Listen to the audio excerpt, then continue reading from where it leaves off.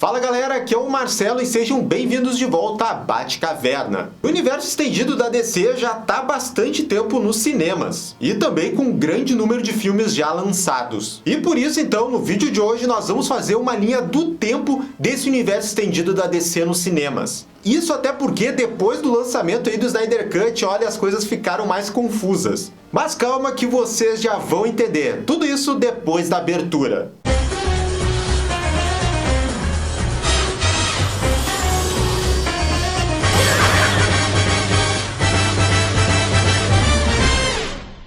E galera, só antes de começar esse vídeo, né, aquele recadinho básico e muito importante aqui no canal, que são das nossas formas então de financiamento coletivo, que quem quiser nos apoiar financeiramente, nós temos então um projeto no Padrim e também aqui no Clube de Canais do YouTube. Dá uma olhadinha e se você puder nos ajudar, a gente agradece muito. Valeu! Então galera, hora de fazer então uma linha do tempo dos filmes do universo estendido da DC nos cinemas. Contando com o recém-lançado, né, Snyder Cut, e vocês vão ver algumas surpresas aqui. Então bora lá! E começamos com o primeiro filme da Mulher Maravilha. Os eventos desse filme são anteriores a todos os outros filmes da DC, já que ele se passa na Primeira Guerra Mundial. A Diana, no final desse filme, derrota o Ares e continua vivendo então no mundo dos homens, mas em segredo. E o filme ele se encerra com cenas, né, nos dias atuais que se passam ali um pouco depois do filme do Batman vs Superman. O desfecho dessa história aqui pra gente da Batcaverna cria duas linhas do tempo, né, no universo da DC.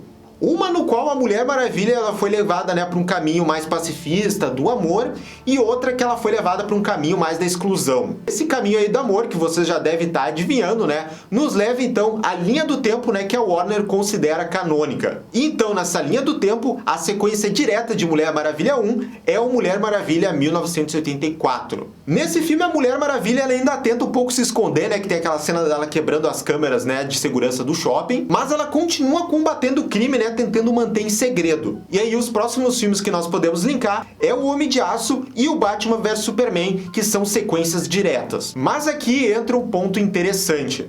O próximo filme nessa linha do tempo é o Esquadrão Suicida. Mas o Esquadrão Suicida dessa linha do tempo acontece um ano depois dos eventos de Batman vs Superman. Esse filme tem uma cena pós-crédito lá do Bruce Wayne almoçando com a Amanda Waller, onde o próprio Bruce dá uma dica, né, que ele já tá reunindo os futuros membros da Liga da Justiça. E assim, algum tempo depois, não se passando muito tempo, vem o filme da Liga da Justiça. Mas é importante dizer aqui que é o Liga da Justiça de 2017, né, o corte do Joss Whedon. Porque nessa linha do tempo se passa um período muito maior, né, pro Superman ressuscitar lá no Liga da Justiça. E esse corte aí do Joss Whedon, como todo mundo sabe, né, o Superman termina com aquele traje clássico dele mesmo, o vermelho e azul. O pai lá do Cyborg tá vivendo a Silva, não tem ameaça nenhuma de Darkseid e o Lobo da Steppe é derrotado. E a Liga se forma no final. Tá, mas aí Marcelo, isso tudo a gente já sabia dessa linha do tempo, mas onde é que o Snyder Cut se encaixa? Onde? Pois é, o Snyder Cut ele vai se passar então em outra linha do tempo. Lembra que há pouco eu falei, né, que vai ter dois rumos diferentes lá do Mulher Maravilha 1.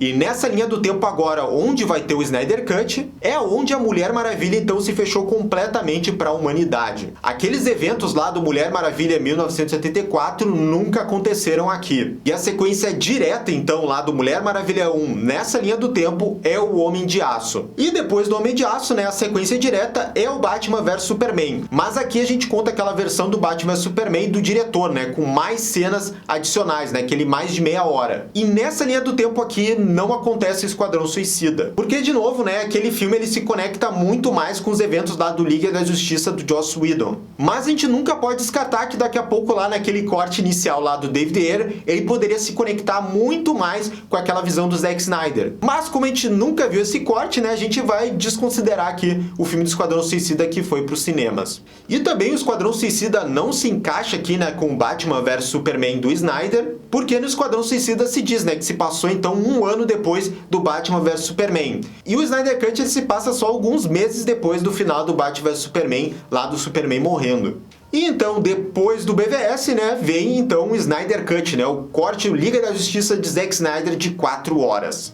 Nós até poderíamos encaixar depois, né, o filme do Aquaman que foi para os cinemas, mas a gente também descarta, né, o Aquaman dessa linha do tempo, porque tem alguns pontos envolvendo ali a família da Mera que não fazem muito sentido e não batem com o que acontece no filme do Aquaman. A única coisa que realmente se encaixa após o Snyder Cut é todo aquele futuro lá do pesadelo, né, aquele cenário pós-apocalíptico à la Mad Max. E bem, fechando essa linha do tempo então alternativa que tem o Snyder Cut e que desemboca lá naquele futuro, né, do pesadelo, nós voltamos de novo para a linha do tempo que a Warner considera então a canon. Depois do Whedon Cut, vem lá o filme do Aquaman solo, isso porque no próprio filme do Aquaman eles fazem referências aos acontecimentos da Liga da Justiça e se diz então que se passaram só alguns meses só depois do final do Liga da Justiça até o filme do Aquaman. E dentro do filme do Aquaman só tem uns flashbacks ali que é para ser, digamos, nos anos 80 ou 90, que é o Aquaman jovem treinando com o Vulco. No filme ali, o Aquaman tem que mais confrontar o passado dele, né, resolver as tretas ali de Atlântida, e no final do filme ele acaba virando lá o rei de Atlântida. Na sequência, temos o filme do Shazam. A história toda desse filme solo do Shazam se passa em dezembro, né, no Natal de 2018. Mas é bom notar que o filme ele começa com um flashback nos anos 70,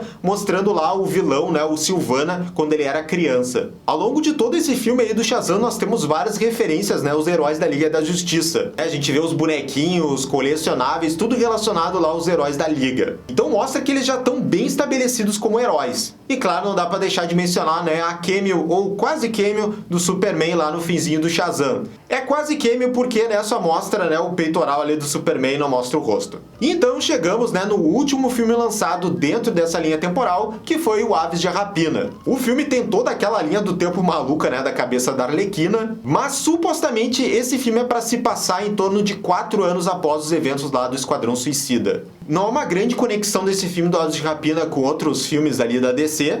O máximo são as referências mesmo que a Arlequina faz do relacionamento dela com o Coringa, que a gente vê no Esquadrão Suicida, e também do tempo que ela passou nessa equipe, né? Tem até um easter egg lá do Capitão Boomerang, mas ela menciona que ela fazia parte lá dessa força-tarefa. Ah, Marcelo, mas aí o que vem depois do Aves de Rapina, né, nessa linha do tempo? Aí, teoricamente, né, é pra entrar os filmes que já estão em produção do universo da DC. O reboot, digamos, do Esquadrão Suicida, né, agora feito pelo James Gunn, é pra se passar logo depois aí do Aves de Rapina. E provavelmente deve ter alguma conexão ali do estado da Arlequina indo ali de Gotham, de novo pro Esquadrão Suicida. E nisso aí também temos as sequências, né, o Aquaman 2, o Shazam 2 e também o filme do Adão Negro. Só que esses aí, olha, sinceramente a gente não sabe direito onde é que eles vão se encaixar dentro aí dessa linha temporal. Mas o que a gente tem quase certeza é que o filme do Flash aí que tá vindo ano que vem vai iniciar uma nova fase aí dentro desse universo da DC nos cinemas. Provavelmente ele vai ser o último dessa linha temporal até a gente ter uma convergência no final desses filmes. E bem, essa foi a linha do tempo então do universo da DC que a gente montou. Claro que pode ter um monte de consistência, mas é como a gente aqui da Batcaverna, a gente que resolveu montar essas linhas temporais agora. Mas agora a gente quer saber aqui nos comentários o que vocês acham dessas linhas temporais.